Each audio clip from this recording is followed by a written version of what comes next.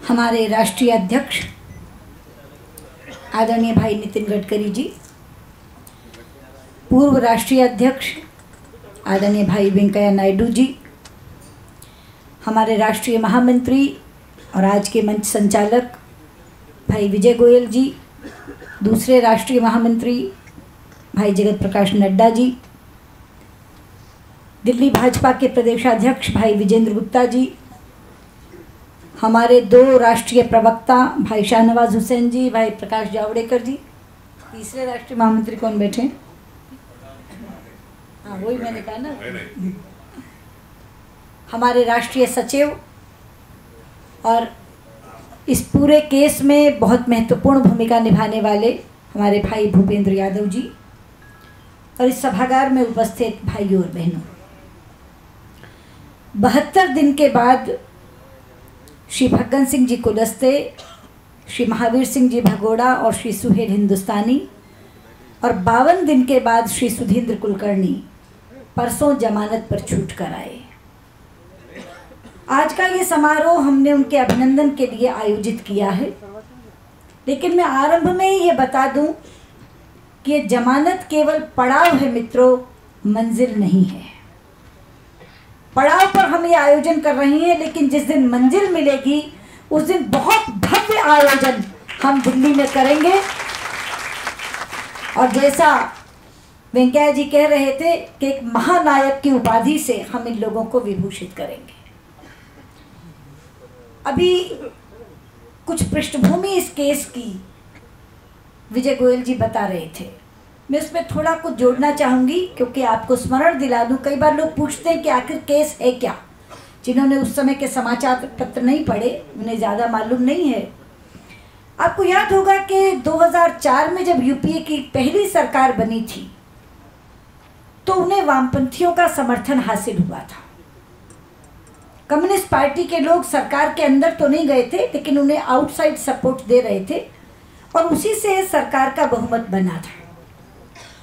लेकिन जब उस समय की सरकार ने अमेरिका के साथ परमाणु ऊर्जा संधि करने की बात की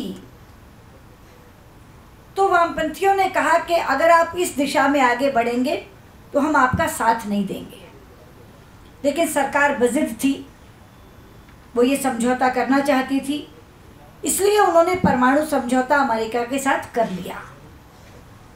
तो वामपंथियों ने भी अपने वादे के अनुसार उनसे समर्थन वापस ले लिया।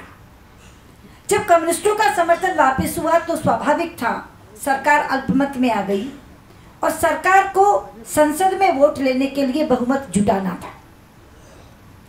आपको याद होगा उससे पहले परिसीमन हो चुका था और उस परिसीमन के कारण बहुत सी सीटें जो पहले आरक्षित थी या अनुसूचित जातियों के लिए या अनुसूचित जनजातियों के लिए वो खुल गई थी, अनारक्षित हो गई थी, डी रिजर्व हो गई थी।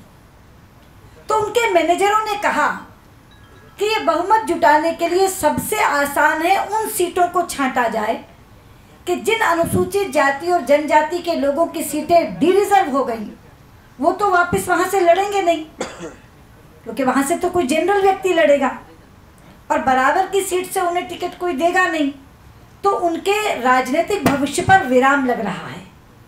तो अगर उन्हें ये कहा जाएगा कि तुम्हें 10 करोड़ रुपया सरकार के पक्ष में वोट डालने के लिए मिलेगा तो उन्हें लगेगा कि चलो एमपी पद से जा रहे हैं तो जा रहे हैं, मगर आगे का भविष्य बहुत सुनहरा बन रहा है, वो तुरंत पैसा लपक लेंगे और आपको वोट कर देंगे। तो बाकायदा एक सूची बनी उन लोगों की जिनकी सीटें डी रिजर्व हो गई थी अनुसूचित जाति और अनुसूचित जनजाति में से, और उन्हीं लोगों को इन्होंने अप्रोच करना शुरू किया। उसी में से इन्होंने हमारे 3 लोग चुने। जैसे अशोक अरगल पहले भिंड से जीतते रहे थे, लेकिन भिंड की सीट बाद मुरैना की सीट डी रिजर्व हो गई थी। वो मुरैना से 4 बार सांसद रहे। जो 5वां कहा है हमने इन्हें बाद में 7 वाली सीट भिंड की दी है, लेकिन मुरैना सीट डी रिजर्व हो गई थी। तो इनको पकड़ा, महावीर सिंह भगोड़ा जी को पकड़ा, इन्हें भगत सिंह कुलस्ते जी को पकड़ा।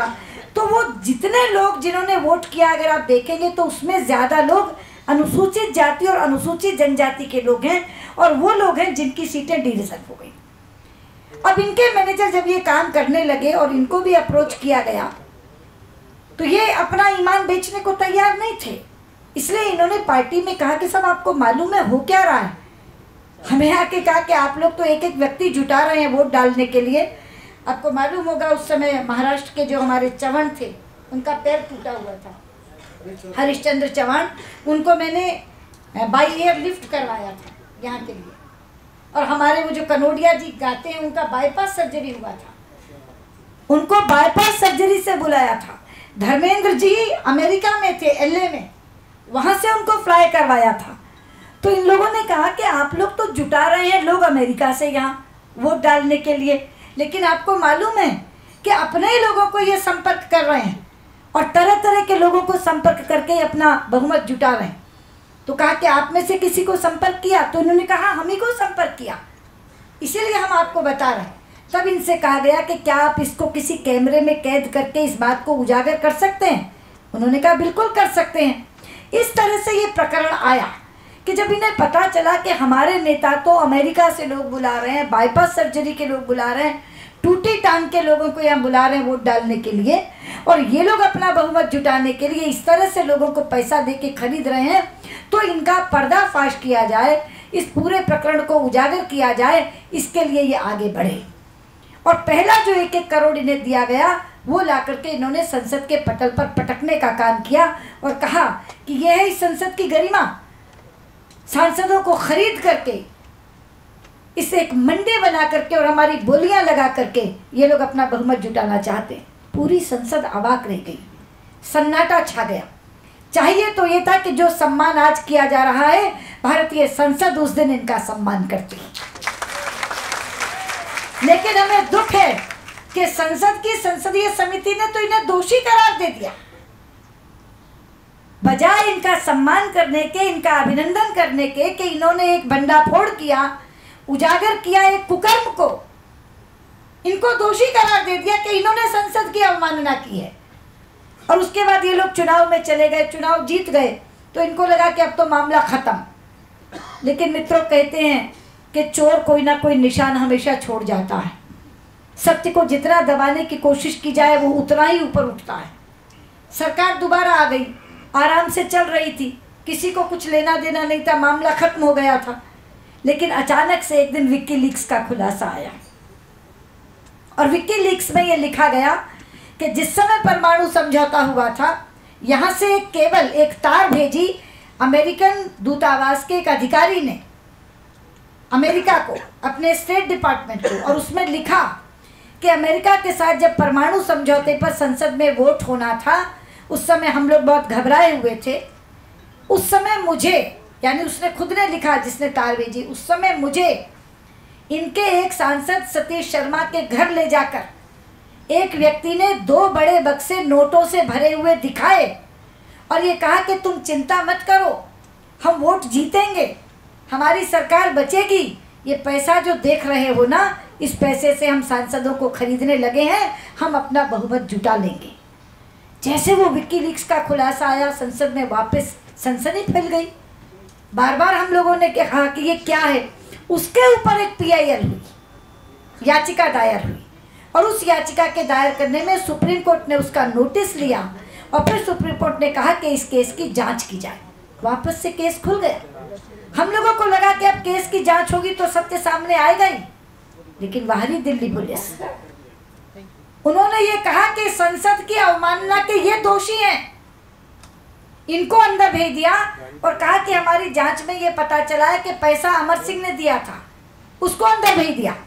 अरे दोनों काम एक साथ कैसे हो सकते हैं? अगर अमर सिंह ने पैसा दिया था वो दोषी है, तो उजागर करने वाले दोषी कैसे हो सकते हैं? लेकिन अमर सिंह किसके लिए काम कर रहा था? अमर सिंह तो सरकार में नहीं थे, अमर सिंह मंत्री भी नहीं थे, अमर सिंह की पार्टी के लोग भी सरकार में नहीं थे, अमर सिंह प्रधानमंत्री भी नहीं थे। जो असली दोषी हैं, जिसके लिए अमर सिंह काम कर रहे थे, उनको दिल्ली पुलिस ने जांच करना भी ठीक नहीं समझा। इसीलिए हमने जब संसद में ये मामला उठाया तो ये कहा था कि ये बताइए इस पूरे केस का लाभार्थी कौन है। प्रधानमंत्री आए, उन्होंने 3 लाइनों का एक बयान पढ़ दिया, हमारा इससे कोई लेना देना नहीं, कांग्रेस पार्टी का कोई लेना देना नहीं। भी सरकार तुम्हारी बच रही थी, कांग्रेस पार्टी की सरकार थी, प्रधानमंत्री आप थे, और आपका लेना देना नहीं तो किसका लेना देना, किसका लेना देना। तब हमने कहा कि क्रिमिनल जूरिस्प्रूडेंस ये कहता है कि अपराध करने वाला जितना दोषी है उस अपराध का लाभ लेने वाला भी बराबर का दोषी है, इसलिए सीधे सीधे जिम्मेदार आप हैं। मगर दिल्ली पुलिस ने जिस तरह का केस वहां डाला, मैजिस्ट्रेट ने सुना ही नहीं, इन लोगों को अंदर डाल दिया, जेल में डाल दिया। जिस दिन जेल में डाला उस दिन तो अडवाणी जी व्यथित हो उठे। हम सब लोग तो दुखी थे ही, लेकिन उनकी व्यथा देखे नहीं बनी। और उन्होंने सीधे जाकर के संसद में खड़े होकर ये कह दिया कि मेरे जिन साथियों ने ये काम किया था संसद में पैसा पटकने का, उस समय मैं नेता प्रतिपक्ष था, उन्होंने मुझसे पूछकर मुझे बताकर ये काम किया था, इसलिए अगर वो दोषी हैं तो नैतिक जिम्मेदारी मेरी भी है। अगर आपने उन्हें डाला है जेल में तो लो मुझे भी जेल में डालो। और प्रणब मुखर्जी को चुनौती दे दी उन्होंने, प्रधानमंत्री को चुनौती दे दी उन्होंने कि मुझे तिहाड़ में लेके जाओ, उन्हीं साथियों के साथ रखो जिनको तुमने जेल में डाला। अगर वो संसद का आखिरी दिन था, उसी समय संसद का सत्र समाप्त हो गया, पर उसी व्यथा से अडवाणी जी की यात्रा का भाव निकला और उन्होंने कहा कि मैं तो इस मामले को लेकर के जगह जगह जाऊंगा, पूरी देशव्यापी यात्रा करूंगा। और इसीलिए ये 40 दिनों की जो यात्रा अडवाणी जी कर रहे हैं उसमें सबसे प्रमुख मुद्दा उन्होंने ये रख रखा है। जगह जगह इस बात को बताते हुए वो गए और मध्य प्रदेश के लोगों ने तो फग्गन सिंह कुलस्ते और अशोक अर्गल जी के इस मामले को लेकर के 47 विधानसभा क्षेत्र जो अनुसूचित जनजाति के हैं सब जगह जागृति रथ निकाला, एक बड़ी सभा की और हम लोगों ने ये कहा। और नितिन जी मैं आज आपसे भी ये बात कह रही हूँ, हमने यही बात वहाँ कही है, जो हमारा संकल्प है उस संकल्प को हम यहाँ भी दोहराते हैं कि जैसे मैंने प्रारंभ में कहा कि ये पड़ाव है, मंजिल हमारी क्या है, जब तक हमारे ये निरपराध साथी बाइज्जत बरी नहीं हो जाते और असली दोषी दंडित नहीं हो जाते तब तक हमारा ये संघर्ष जारी रहेगा। और आज का ये पड़ाव हम मंजिल में बदलेंगे और एक बहुत भव्य आयोजन करेंगे, यही संकल्प लेते हुए मैं अपनी बात समाप्त करती हूँ। बहुत बहुत धन्यवाद।